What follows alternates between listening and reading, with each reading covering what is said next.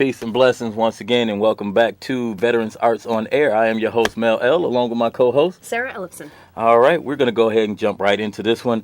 It is African American History Month, and what better way to kick this month off than to talk about some African American in the military, as well as some African American artists who have also been veterans. So we're going to go ahead and get right into it. For those of you who are out there, if you feel free to give us a call. The number's at the bottom of the screen. That's that. So now, watch this. No. So let's talk. You have been studying military history, correct? Yes, I'm working on my PhD in English, and All my right. topic is trauma, modernism, and the context of war. So I do mostly war narratives, kind of broadly defined, but that's what I work on. Okay. Well, seeing as though you're working on all of these different narratives, how about we get into it? Why don't you tell us a little bit about your perspective and what you've seen from African Americans in the military in our past? Yeah, so I'll put on my teacher cap. All right. I think it's pretty safe to say that racism has been a pretty strong factor in African Americans in the military. Yeah. Then I know. So we'll start there. Okay. Right with the Revolutionary War, right? 1775, General George Washington decided not to accept any new black soldiers into the military, but those who were grandfathered in essentially could stay. So we already have some element of keeping Those out. that are in and keeping out the others. Yeah. So this has been, since the nation began, this has been a topic of conversation. Right. They needed men to fight during the Civil War, of course, and so in that case, well, I guess we will accept African Americans in the military, but we're not going to treat them so very nicely. So in the end, black soldiers did play a critical role in the victory of the Union, but, right, their treatment, not so very kind. The U.S. military continued to exclude black soldiers from the military until the Spanish-American War. African Americans actually played a vital role in that conflict and were a part of Teddy Roosevelt's Rough Riders. Probably a little known fact. Yeah, that's very interesting. You go out here, we're going to fight against some other minorities. Now we can let you fight. Right? Only in America. So despite all of these limitations and elements of mistreatment from the Civil War through World War I, African American soldiers did win repeated Congressional Medals of Honor. So there is kind of a push and pull. There's an exclusion, there's an inclusion, there's mistreatment, and there's honor. So complicated story here. Sounds a lot like most places in America at this point. Right. So, guess some things don't ever change. Yeah. All right. So, And this continues into the 20th and 21st centuries. I'll Natural. briefly cover World War II, talk a little bit about Vietnam, and then I want to turn the tables and ask you about your experiences. all right. So World War II, still poor treatment, low status. The Navy essentially consigned black soldiers to work in the mess, right? You can work in the kitchen, that's about it. The Marine Corps did not admit black men, and the Army limited the number of black soldiers. Right. In 1948, Harry Truman made an executive order ordering equality within the armed forces. Okay. So step in the right direction. Right. But by Vietnam, we have both black and white soldiers fighting side by side, and I think we've seen a lot of those narratives in films that show how heated some of that could be. Oh, yeah. Yeah. Absolutely. Full Metal Jacket, still one of my favorite movies. Right? So, Powerful. Yeah. But dark and scary, and you want to say hard to believe, but it's not actually that hard to believe. But when you've been through it, then no, it's not that hard to believe. Like, being in the military and then seeing a film like that, it's like, yeah, I can believe it. Yeah. So, yeah. There's another element that I think we need to talk about relative to the Vietnam War, which is the draft, right? And how socioeconomic status plays into the position of African Americans in the military. So essentially, you could get out of the draft through a number of deferments, Right. but those usually catered to middle class, upper class, white men, Right. right? So we have an uneven distribution of who serves, of who got drafted, making the majority of draftees poor, undereducated, urban, blue collar, unemployed, and African American. Yeah. Yeah. Martin Luther King Jr. has been quoted describing the Vietnam War as a white man's war, a black man's fight. And he maintained that black youth represented a disproportionate share of the early draftees, and they faced a much higher chance of seeing combat. Oh, absolutely. Yeah. Again, don't see a lot have changed. We have made leaps and bounds in our military, obviously, but Well, that's what I I think want with to our talk to you about. societies, yeah, there's still, the racism is still always there. But we're going to hold off on that. We'll get back to me in just a second. We have a caller. Sabrina, you are on the air. Hello? Hello? Hey, how are you? Hi. Hello? Hi, can you hear me? Oh, well, I figure if the white man want to go out there and fight for his country, Uh-huh. fine. And then come back all killed Mm-hmm. or misarmed, misled, go ahead on. If a white man thinks this is his city, go ahead on. But I don't think no black man want to go out there really and come back all beat up anyway or messed up or dead. All right. Well, I can honestly say thank you for calling, and I do agree. I believe that there can be a group of people who would not want to go out and do these things.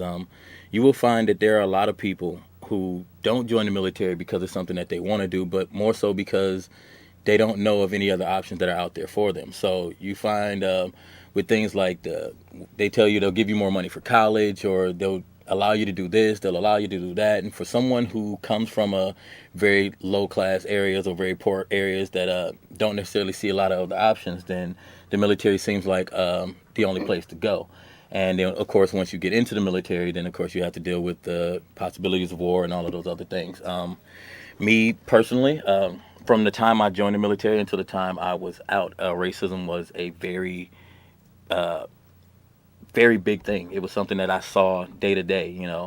It was always that conversation of guys, to come up and want to tell you the racist jokes, but preface it by saying I'm not racist, but listen to this. I think it's very funny. When I first joined my unit, when we were picking our squads and the people that we would be working with day to day, I remember I was the first one picked. And the reason that my corporal picked me was because I wasn't lying. He's a black guy, and if all else fails, he's gonna die first. And he said it, very seriously at first. And of course, a few minutes later, he's like, "Oh, no, I was just joking," and this, that, and the third. But like, it's always gonna be there. I will be one of the first to tell you, when my unit first got deployed over into Kuwait and Iraq, I made no problem saying, like, I don't want to be here. I don't think I should be here. This is BS. I didn't agree with the war, and because of that, that caused even more issues with me being in the military. I think of my unit, there was about 250 of us that went over, and about 4, maybe 5 of us that were African American for my particular unit. Okay. But our And did treatment you and the things that join we had to in deal Michigan? with. I did join. I joined from Michigan. Okay. Went out to California, so I trained in with the Marine Corps out in San Diego. I did some time in Pendleton, and that area out there on the coast, and then I went back and eventually joined the unit in Michigan. So the unit that I went over with was from Michigan, Okay. and we were attached with a unit from Ohio and a few other areas. So And does that yeah. representation sound pretty across the board for the Marine Corps? You were saying about 4 of you out of 250 were African American. No, in my particular unit, no. I think my unit was a rarity. In the units that I trained with, while we were a smaller number, I think there were a lot more than just like 4 or 5. But say out of 100, for every 100 that I saw, there were maybe I say about 15 to 20 that were African American. About another 10 to 15 that might have been Hispanic or Asian. But the overwhelming majority of what I saw were white men from rural country areas who, had never been in areas where they would even see people of color, much less, have to deal with and get along with them. So, which made for the volatile situations that we went into. Sure. Yeah. I kind of want to go back to Sabrina's question about Okay. the reasons why people join. All right. I think socioeconomic status is an enormous factor, but it's not the only factor. No. It is, in my personal opinion, I think it is probably one of the biggest factors.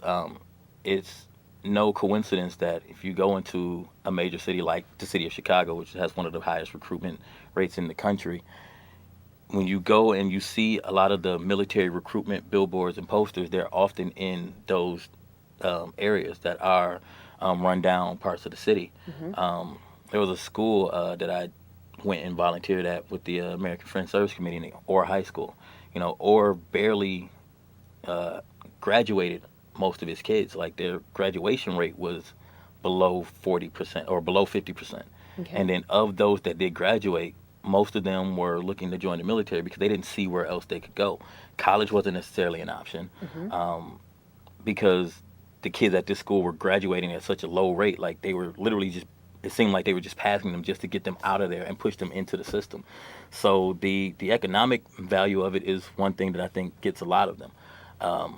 For me, I know a lot of my family, like I have a huge military background in my family, so the military was always there. But I always said I would never join the military.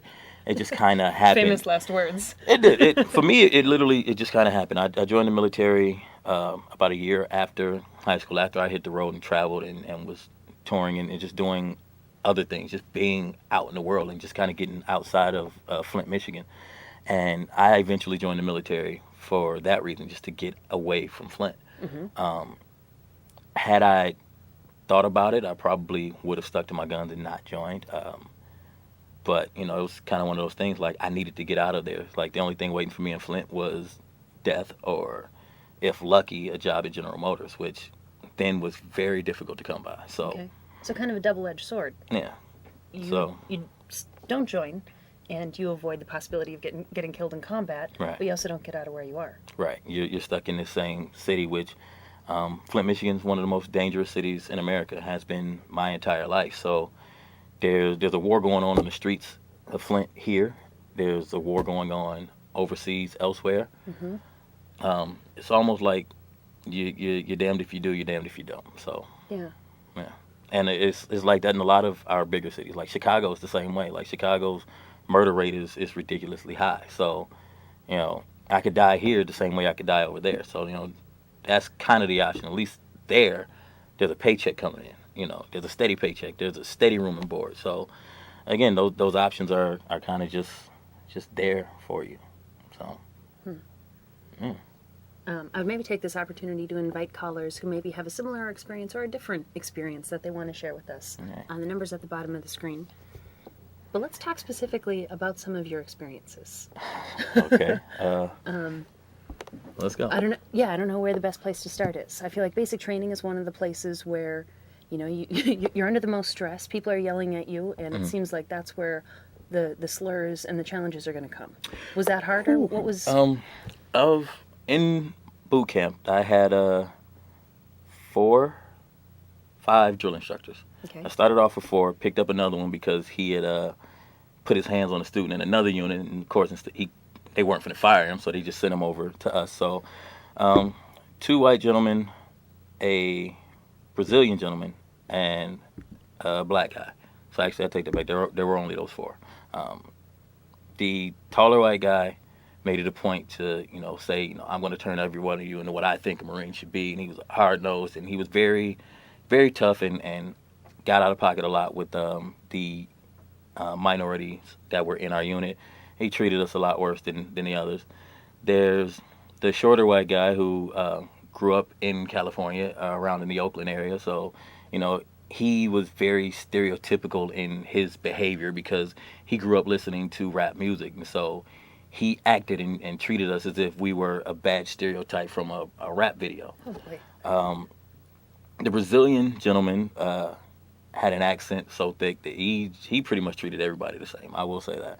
And then, of course, my senior drill instructor, he kind of had to walk that fine line because he is the man in charge. But at the same time, you know, you've got these 2 white guys underneath you. They're our last little go-to, but you still have to let them do their job. So it was kind of an awkward thing. Like, I kind of dreaded seeing one of them. The others weren't so bad, like I could deal with them. But yeah, it was a constant something every day. So, Where did your resilience come from? How did you get through that? again, I grew up on the streets of Flint, Michigan. Like, there's nothing that any of you are going to say or do to me that's going to frighten me. There's nothing that you're going to say that I have not necessarily seen before. Because in the military, I mean, they do a lot of yelling in boot camp, but they're not supposed to, rather, put their hands on any of you. So some guy getting in my face yelling a bunch of racial slurs and this, that, and the third, is like, you're trying to break me. I refuse to let you break me mentally.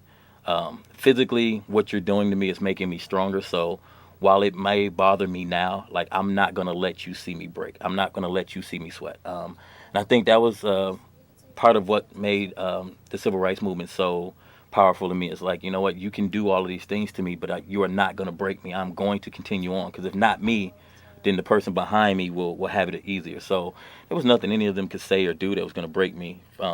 Again, from where I grew up at, and then having my folks in Mississippi, and being from that area as well, like, I'm not afraid of you. So Yeah. the quickest way for me to get through it is to go straight forward. So this is where I'm going. I'm looking at the light at the end of the tunnel. I'm not worrying about you. Sabrina, you're back. What can I do for you? How are you? Hi, this is Sabrina again. Uh-huh. Hi, this is Sabrina again. What Hi. do you think about the gay veterans and don't ask, don't tell? Can you touch bases on that? Absolutely. Well, for me personally, the don't ask, don't tell thing, I believe, in all honesty, your preference should be your own business. So you should not have to tell anyone unless you want to. The whole don't ask, don't tell thing, it was I guess almost an archaic time. People were not as open as they are now, so they had a harder way of dealing with it.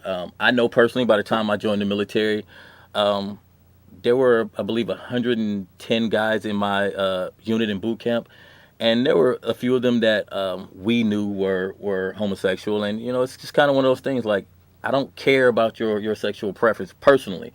You're here for the same reason I'm here, to get through boot camp and to move on with your life. And if that is a part of your life, then I say let it be. So the whole don't ask, don't tell thing, to me, I guess it's more. I guess for me, it's more of a privacy thing. Like, if that's your private life and your personal business, then you do what you want to do with it. You tell who you want to tell, and we go at it from there. So now I think, obviously, they say it's a little bit easier, but even with that, like, you're always going to run into something. If you're a little bit different, the military is going to show it. They're going to jump on it. Same way they treat females in the military. The same way they treat blacks or Latinos in the military. Those people who have that level of ignorance is not going to change solely because of that one person that is there. Looks like we got another caller. Steve. Yes, good afternoon. Good evening. I'm so sorry. Good Peace. evening. I'm sorry I didn't hear 100% of everything what you were saying, playing with my grandson. But some things I heard, it didn't, sound positive and a little negative. Uh-huh. So the question I want to ask you this, the bottom line. Uh-huh. If you had a chance to do it all over again, would you? And by the way, thank you for serving also, regardless of how you feel. I mean, people need to be thankful that a lot of people just sit on their butts and don't do anything. But we have people that maybe don't want to be there. Right. But you're there, and you're protecting us. And again, thank you. But that's the question I want to ask you, your honest opinion about that. If you had the chance to do it all over, would you do it over again? And if you was in that era, would you have joined the NVAM? Let me get out the air so I can hear your response, and thank you for taking the call, partner. No problem. Thank you for calling. Okay. Well, here we go. What a great If question. I had the chance to do it all over again, would I? I believe 100% in not living with regrets. So I hold dear to every experience that I had because it has made me stronger. For me personally, if they said right now, do you want to go back and join the military? Absolutely not. I would not do it. I'm not going back. None of that. As a 19-year-old kid, in the circumstances that I was in, would I have done it again?